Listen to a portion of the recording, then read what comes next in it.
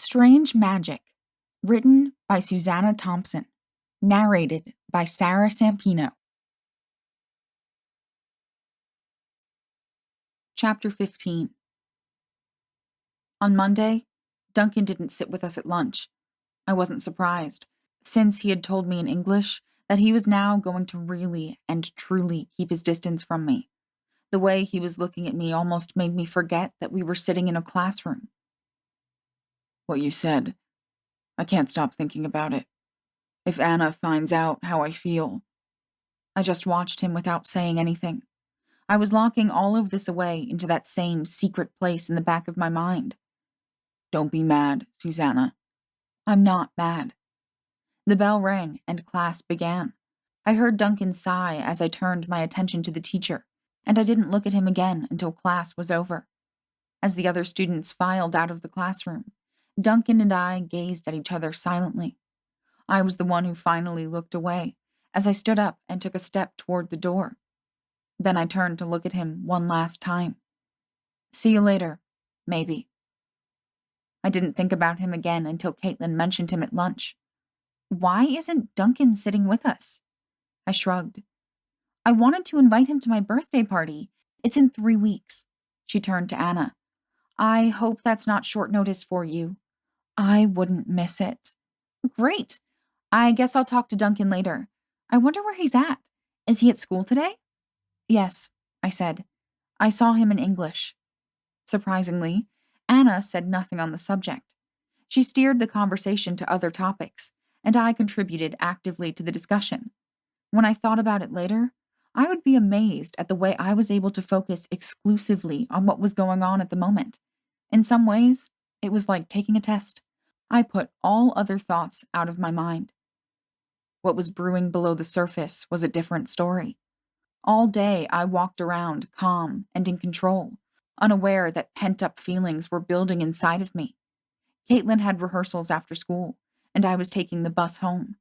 That didn't explain why I was walking in the opposite direction from the exit. Anna and Brad passed me in the hallway, and I said bye to them. Then I continued down the hall until I found Duncan at his locker. How do you feel? His eyes scanned the hallway. Suzannah, I thought I explained. I just saw her leave with Brad. Now answer me. How do you feel? What?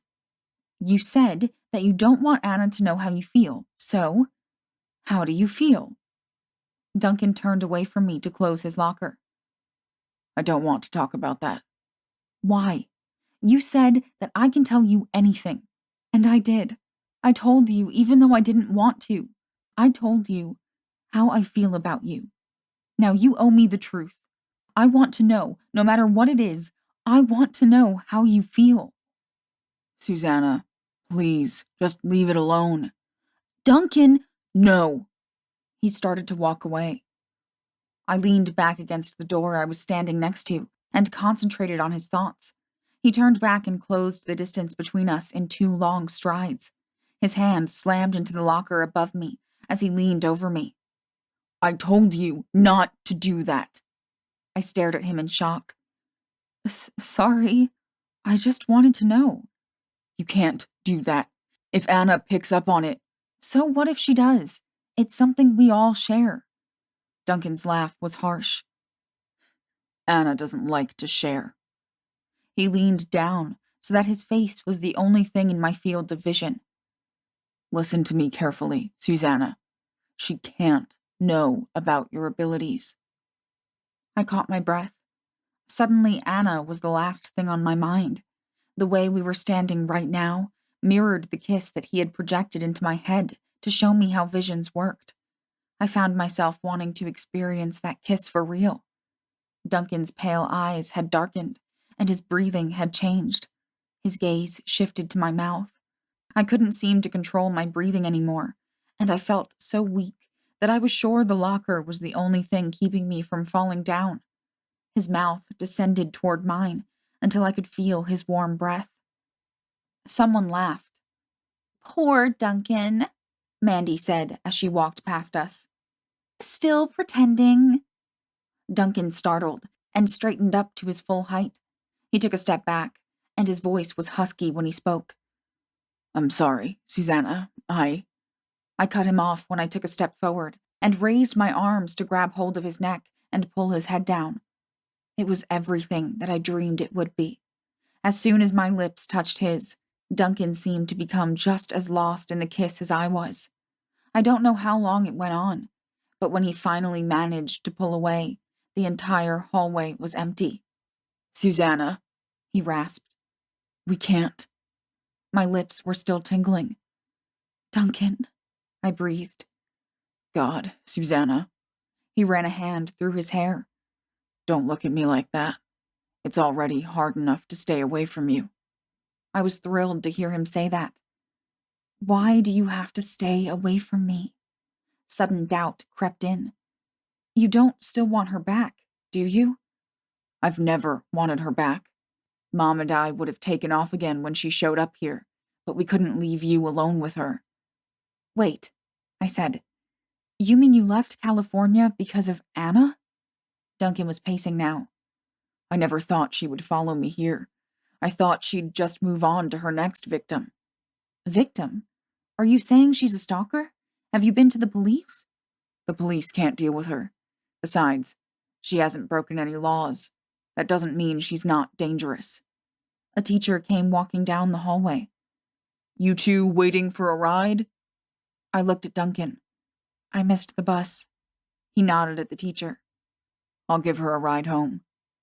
As we walked outside, I looked at Duncan with concern. How is she dangerous? His answer was evasive. If we're lucky, you'll never have to find out. Duncan, I said carefully, I don't know what happened between you and Anna, but she's been nothing but nice to me. First, assess the situation, and then use it to your advantage. We were approaching his car. What? He took out his keys and unlocked the doors. It's something her father taught her. He was talking about business, but Anna lives her whole life that way. We got into the car, and Duncan drove out of the parking lot. Her dad has been grooming her to take over the family business from a young age. He taught her how to play golf, and even took her on business trips with him all over the world. She told me that she spent more time around adults than kids while she was growing up. Her dad was always proud of how impressed they were by her manners. It's nice that her dad spent so much time with her. Caitlin's dad is a workaholic too, but she hardly ever sees him. I don't know if nice is the word, Duncan said. He taught her that you have to be ruthless to get what you want. Do you think he's going overboard? Because he doesn't have a son? He actually does have a son from his first marriage. He's a teacher at an elementary school. Mr. Thorne decided that he's too soft, doesn't have the killer instinct, not like Anna.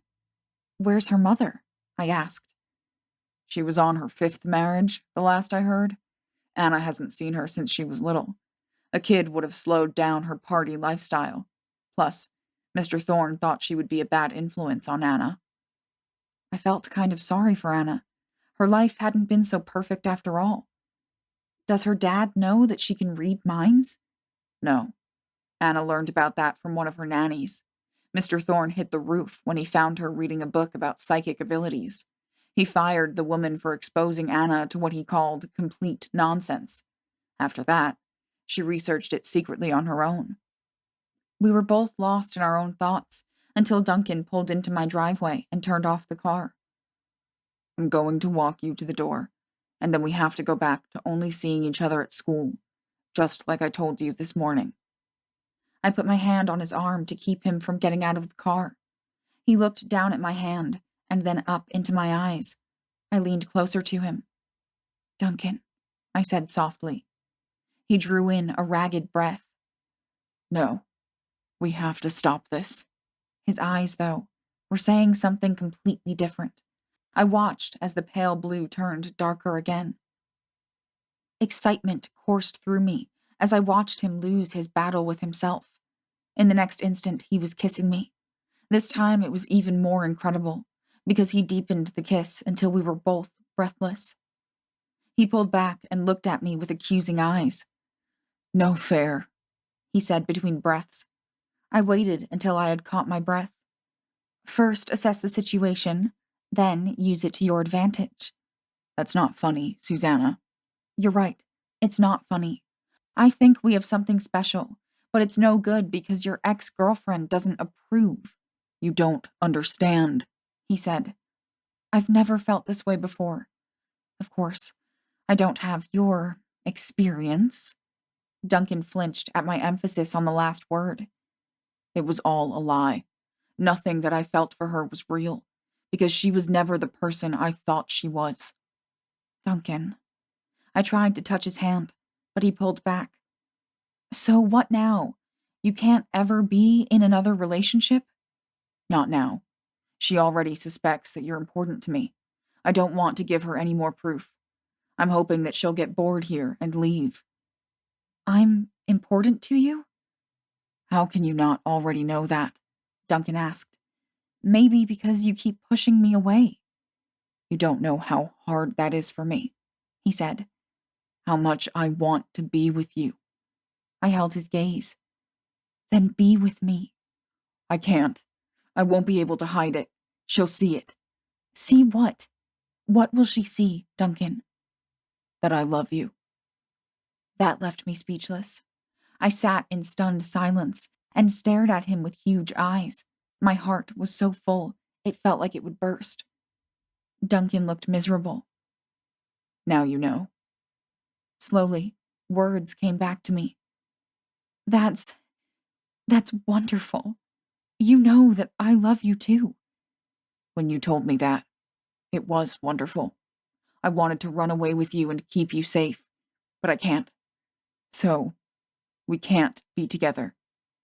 He opened the car door and got out. Then he walked over to my side and opened the door. He took my hand and helped me out.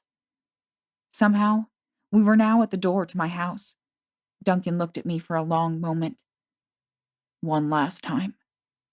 My heart was pounding wildly again as he leaned down to kiss me. I think he meant it to be a quick kiss, but passion ignited between us again. We were both breathing heavily when we finally managed to pull apart. Duncan then kissed the top of my head and hurried back to his car. I watched him drive away and then opened the door and stepped into the house. All my thoughts and emotions had been let loose now. No matter what Duncan said, I knew we wouldn't be able to contain what was between us.